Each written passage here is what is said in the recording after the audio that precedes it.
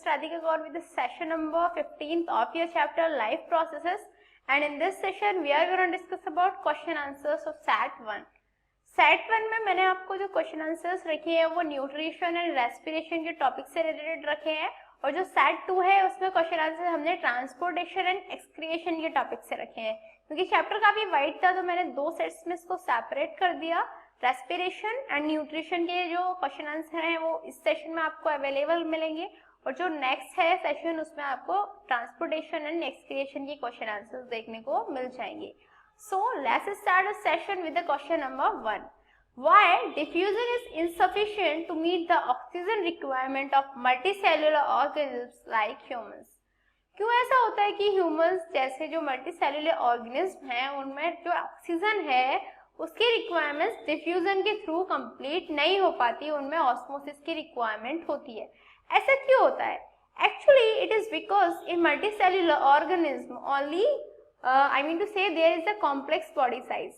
We know that multicellular organisms such as human beings have complex body size, that is जैसे unicellular organism में क्या होता था, unicellular organism में only एक सेल से सारे फंक्शंस होते थे, पर जो मल्टीसेल्युलर ऑर्गेनिज्म है उनमें क्या होता है, उनमें जो सारे फंक्शंस होते हैं वो अलग अलग सेल को स्पेशलाइज किया हुआ है सारे फंक्शंस परफॉर्म करने के लिए, दैट इज हर सेल अपने अपने फंक्शंस परफॉर्म करती है। Thus they wear specialized cells and tissues for performing various necessary functions. इसीलिए क्या होता है, उन्हें स्पेशलाइज्ड सेल्स और टिश्यूज की रिक्वायरमेंट होती है डिफरेंट फंक्शंस प्रोड्यूस करने के लिए, डिफरेंट फंक्शंस को परफॉर्म करने के लिए मल्टीसेल्युलर ऑर्गेनिज्म्स को डिफरेंट सेल्स की रिक्वायरमेंट होती है। अब जो डिफरेंट सेल्स हैं उनमें यदि हम डिफ्यूजन के थ्रू ऑक्सीजन की रिक्वायरमेंट्स कंप्लीट करेंगे तो वो कंप्लीट नहीं हो पाएगी, इनसफिशिएंट रह जाएगी, क्योंकि यहाँ पे यूनिसेल्युलर की तरह सिर्फ एक सेल वाले ऑर्गेनिज्म नहीं है, यहाँ पे काफी सारी सेल्स, काफी सारे टिश्यूज प्रेजेंट हैं। Thereby it is not, I mean to say the diffusion is insufficient to meet the oxygen requirement of multicellular organisms. Clear? Next question is, what criteria do we use to decide whether something is alive? कौन सा ऐसा criteria है जिसके through हम ये बता सकते हैं कि कोई भी सब्सटेंस, कोई भी ऑर्गेनिज्म है वो अलाइव है? ठीक है, The actually answer is that visible movements like green color of plants, या तो प्लांट है उसका ग्रीन कलर हो, running animal, increase in growth, ये जो विजिबल मूवमेंट्स है और we can say molecular movements हैं, act as the main criteria to decide whether something is alive और not. That is visible movements में जितने भी हमारे प्लांट है उसका ग्रीन कलर हो, एनिमल्स का रन करना हो, या फिर ग्रोथ में इंक्रीजमेंट हो रहा हो, ये सब क्या डिसाइड कर सकते हैं कि जो ह्यूमन बीइंग है या फिर कोई भी एनिमल है या कोई भी ऑर्गेनिज्म है वो अलाइव है। सेम एज दैट जितनी भी हमारी मॉलिक्यूलर मूवमेंट्स होंगी will act as the main criteria to decide whether something is alive और not. Next question is, what are outside raw materials used by an organism? कौन से outside raw materials होते हैं जो ऑर्गेनिज्म यूज करता है? It is a thing of, I mean to say you have to answer it accordingly. Actually carbon based molecule, that is food, is used by body from outside to meet its energy need. जो हमारे food होता है, clear, जो food होता है उसे जो substance है या कोई भी ऑर्गेनिज्म है उसे फूड की रिक्वायरमेंट होती है, तो वो कहाँ से गेन करता है? वो outside of the body.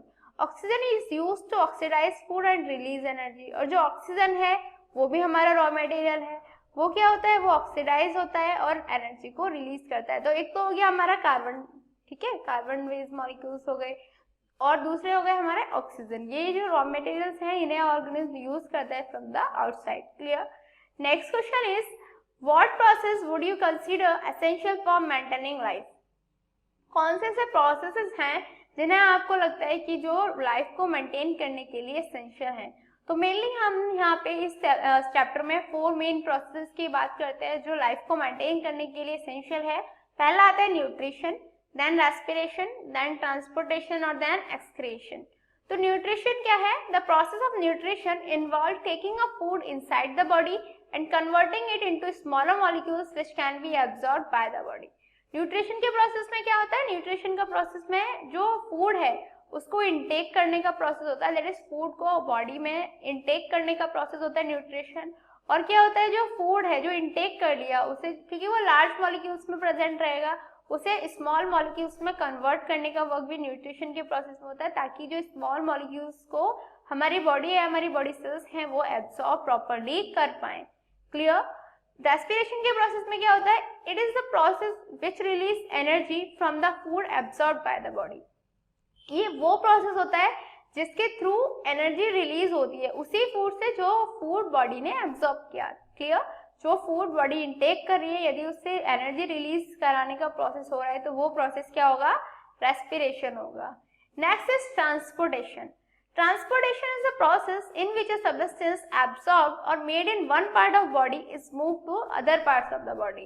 Transport वो प्रोसेस है जिसमें कोई भी सबस्टेंस जो एब्सॉर्ब किया गया या फिर किसी भी बॉडी के एक पार्ट में बनाया गया है वो उस पार्ट से दूसरे पार्ट में उसे मूव कराया जाए। Clear? The transport is the process in which a substance absorbed or made in one part of body is moved to other part of the body. उसके बाद आता है हमारा last topic, that is excretion. Excretion is a process in which waste materials produced in the cells of body are removed from the body. Excretion कौन सा process होता है? वो प्रोसेस जिसमें जितने भी हमारे वेस्ट मटेरियल्स हैं जो सेल्स में प्रोड्यूस होते हैं, बॉडी की सेल्स में जो वेस्ट मटेरियल्स यूज होते हैं उन्हें बॉडी से रिमूव आउट करने का जो प्रोसेस होता है वो होता है एक्सक्रिएशन का process. Clear? That excretion is the process in which waste materials produced in the cells of body are removed from the body. Next question is, what are the difference between autotrophic and heterotrophic mode of nutrition? So autotrophic nutrition क्या होता है? Autotrophic nutrition is that mode of nutrition in which an organism made its own food from the simple inorganic materials like carbon dioxide and water present in the surrounding with the help of sunlight energy. Autotrophic nutrition वो mode होता है nutrition का जिसमें कोई भी organism अपना food खुद prepare कर सकता है। क्लियर? किसका यूज करता है? वो कुछ इनऑर्गेनिक मटेरियल्स का यूज करता है, जैसे हमारे कार्बन डाइऑक्साइड हुए, वाटर हुआ, जो भी हमारी सराउंडिंग्स में कार्बन डाइऑक्साइड वाटर प्रेजेंट है वो उसकी हेल्प से और सनलाइट एनर्जी की हेल्प से क्या करता है? अपना फूड खुद प्रिपेयर कर पाता है। और ऐसे मोड ऑफ न्यूट्रिशन को हम कहते हैं autotrophic mode of nutrition. While in heterotrophic mode of nutrition, the organism cannot make its own food from the inorganic raw materials like carbon dioxide and water and uses the food made by autotrophic organisms directly or indirectly. जबकि heterotrophic nutrition में क्या होता है? ये उस type का nutrition होता है जिसमें ऑर्गेनिज्म अपना फूड खुद प्रिपेयर नहीं कर सकते। Clear? They cannot prepare their food on their own and the inorganic materials carbon dioxide, water या sunlight इनका भी यूज करके ये अपना फूड खुद प्रिपेयर नहीं कर पाएंगे। इसीलिए इन्हें क्या करना पड़ता है? They uses the food made by autotrophic organisms directly or indirectly. ये उस फूड का यूज करते हैं जो हमारे ऑटोट्रोफिक ऑर्गेनिज्म के थ्रू बनाया गया होता है। क्लियर? दैट जो हमारे हेटेरोट्रोफिक न्यूट्रिशन होते हैं वो खुद का फूड प्रिपेयर नहीं करते, वो डिपेंड रहते हैं on the autotrophic organism. Clear? तो this was the difference between autotrophic and heterotrophic mode of nutrition. Next question is, where do plants get each of the raw material required for photosynthesis? Photosynthesis में जो हमारा material होता है, raw material required होता है, उसे plant कहाँ से गेट करते हैं? CO2 is taken up through the stomata from the atmosphere in case of land plants, while aquatic plants take up CO2 dissolved in water. पहला जो रॉ मटेरियल होता है वो होता है कार्बन डाइऑक्साइड। क्लियर? तो जो प्लांट्स है, जो लैंड प्लांट्स हैं, वो क्या करते हैं? एटमॉस्फेयर से CO2 को स्टोमेटा के थ्रू ले लेते हैं। जबकि जो एक्वेटिक प्लांट्स होते हैं वो कौन से CO2 यूज करते हैं? वो CO2 वो कार्बन डाइऑक्साइड यूज करते हैं जो वाटर में डिसॉल्व रहती है। Clear? That CO2 is taken up through the stomata from the atmosphere in case of land plants, while the aquatic plants take up CO2 dissolved in water. And water, देखो first हमारा carbon dioxide हो गया, उसका हमने पढ़ लिया कहाँ से हमें मिलता है। अब सेकंड रॉ मटेरियल आता है हमारा water. Water is taken up by the roots through the process of osmosis. जो वाटर है वो रूट से लिया जाता है, किसके प्रोसेस से? ऑस्मोसिस के प्रोसेस से, and is transported to the leaves containing photosynthetic cells by the xylem vessels. और उन्हें फिर जो xylem vessels हैं उनके थ्रू जो photosynthetic cells हैं उनमें ट्रांसपोर्ट कर दिया जाता है। Clear? Next question is, what is the role of acid in our stomach? जो ह्यूमन स्टमक होता है उसमें एसिड का क्या रोल होता है? HCl makes medium inside the stomach acidic. जो हाइड्रोक्लोरिक एसिड होती है वो क्या करती है? स्टमक में स्टमक है उसको एसिडिक मीडियम उसमें क्रिएट कर देती है, which is necessary for the activation of enzyme called pepsin, जो पेप्सिन जैसे एंजाइम्स के एक्टिवेशन के लिए रिक्वायर्ड होता है। It also kills any bacteria entering the stomach along with food, और यदि फूड के साथ यदि कोई भी बैक्टीरिया हमारे स्टमक में एंट्री करने की कोशिश कर रहा है तो वो उसे भी किल कर देती है। So these are the roles of acid in our stomach. Next question is what is the function of digestive enzymes. जो डाइजेस्टिव एंजाइम्स होते हैं उनका फंक्शन क्या होता है? Digestive enzymes have to break down large and insoluble food molecules into small water soluble molecules. Digestive enzymes क्या करते हैं? डाइजेस्टिव एंजाइम्स जो हमारे लार्ज इनसॉल्युबल फूड मॉलिक्यूल्स होते हैं उन्हें स्मॉल वाटर सॉल्युबल मॉलिक्यूल्स में ब्रेक डाउन करा देते हैं। एग्जाम्पल के लिए enzyme amylase break down starch and trypsin haves to break down the proteins. जो हमारा स्टार्च है उस जो एमाइलेज है, एंजाइम एमाइलेज है, वो स्टार्च को ब्रेक डाउन कर सकता है, जबकि जो ट्रिप्सिन है वो प्रोटीन के ब्रेक डाउन में काम आता है। The thing is that digestive enzymes have to break down large and insoluble food molecules into small water soluble molecules. Clear? So the next question is, what is the role of saliva in the digestion of food? Food के digestion में saliva का क्या role रहता है? Saliva is secreted by the salivary glands in the mouth. Saliva का secretion कैसे होता है? Salivary glands के through होता है, जो कि mouth में secrete होता है. Clear? It contains the enzyme salivary amylase which breaks down starch into maltose.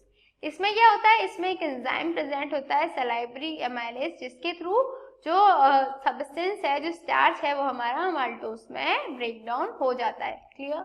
So the next question is what advantage over an aquatic organism does a terrestrial organism have with regard to obtaining oxygen from respiration? क्या advantage है जो aquatic organism जो है उन पे होता है then terrestrial organism have regarding to the obtaining oxygen for respiration? Actually the thing is that amount of oxygen dissolved in water is fairly low as compared to the amount of oxygen in air. जो dissolve oxygen होती है water में उसका amount काफी कम होता है जितना कि हमारा एटमॉस्फेयर में प्रेजेंट रहता है. देयरबाय जो एक्वेटिक ऑर्गेनिज्म है उनका ब्रीथ रेट हाई होता है. क्यों? क्योंकि जो डिजॉल्व ऑक्सीजन है उसकी क्वांटिटी कम है, जबकि जो टेरेस्ट्रियल ऑर्गेनिज्म है उनके पास एक better amount of oxygen present रहता है. Clear? So the next question is what are different ways in which glucose is oxidized to provide energy in various organisms? कौन से ऐसे डिफरेंट वेज हैं जिनमें ग्लूकोज ऑक्सीडाइज होता है और वेरियस ऑर्गेनिज्म को एनर्जी प्रोवाइड करता है? तो एक तो होता है हमारा in absence of oxygen and एक होता है हमारा in presence of oxygen. In presence of oxygen glucose is broken down in mitochondria. यदि प्रेजेंस हो ऑक्सीजन की तो ग्लूकोज माइटोकॉन्ड्रिया में ब्रोक डाउन हो जाता है, while in absence of oxygen glucose is broken down anaerobically in cytoplasm. जबकि जो एब्सेंस हो यदि ऑक्सीजन की तो जो ग्लूकोज है वो अनाएरोबिकली साइटोप्लाज्म में ब्रेक डाउन हो जाता है. Next question is how are lungs designed in human beings to maximise the area of exchange of gases? जो ऑब्वियसली जानते हैं हम कि एक्सचेंज ऑफ गैसेस के लिए एक लार्ज सरफेस एरिया वाले सब्सटेंसेस चाहिए होते हैं, लार्ज सरफेस एरिया वाले ऑर्गन्स चाहिए होते हैं. So you have to answer that how lungs designed in human beings to maximize the area of exchange of gases. Actually, in lungs, balloon-like structure called alveoli are present to provide maximum surface area for the exchange of gases. जो lungs हैं उनमें balloon-like structures present होती हैं जिन्हें हम क्या कहते हैं? alveoli कहती हैं, और वही क्या करती हैं? exchange of gases के लिए एक maximum surface area provide करती हैं. The alveoli have very thin walls and contain an extensive network of blood vessels to facilitate the exchange of gases. जो alveolis हैं उनमें thin walls present होती हैं, एक extensive network present होता है blood vessels का, जिसकी वजह से जो exchange of gases का function है वो facilitate हो जाता है. Next question is what are the difference between aerobic and anaerobic respiration? जो एरोबिक और अनाएरोबिक रेस्पिरेशन है उनमें डिफरेंस क्या होते हैं? तो देखो, aerobic respiration occurs in the presence of oxygen releasing large amount of energy. जो एरोबिक रेस्पिरेशन होता है वो प्रेजेंस ऑफ ऑक्सीजन में होता है और लार्ज अमाउंट ऑफ एनर्जी वहां पे रिलीज होती है, जबकि anaerobic respiration occurs in absence of oxygen.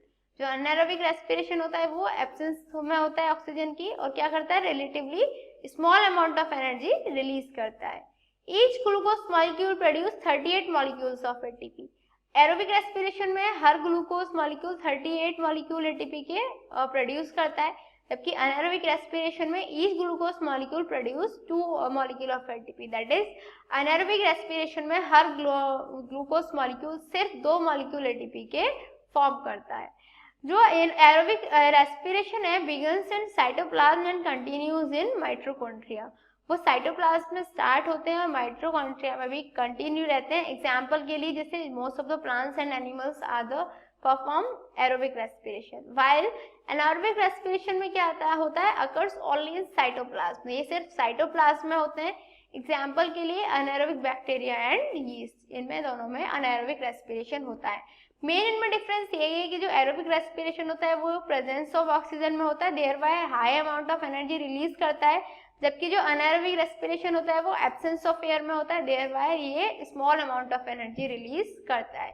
So what did we learn today? आज हमने रेस्पिरेशन एंड न्यूट्रिशन से रिलेटेड सारे क्वेश्चन आंसर्स जो अवेलेबल थे एनसीईआरटी में वो सॉल्व आउट कर लिए, and in this next session we will gonna discuss about the question answers related to the transportation and excretion.